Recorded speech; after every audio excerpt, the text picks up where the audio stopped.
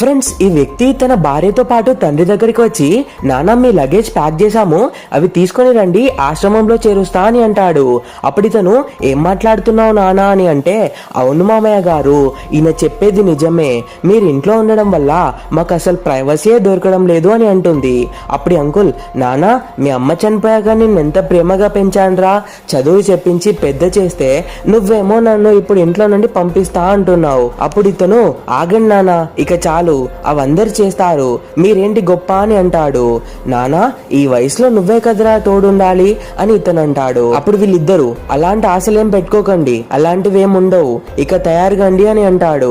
అప్పుడు ఈ అంకుల్, సరే నానా మీరు ఇంతలా చెప్తున్నారు, సరే వెళ్ళండి, మీకు ప్రైవసీ ఎక్కడ దొరుకుతుందో అక్కడికే వెళ్ళండి అని అంటాడు.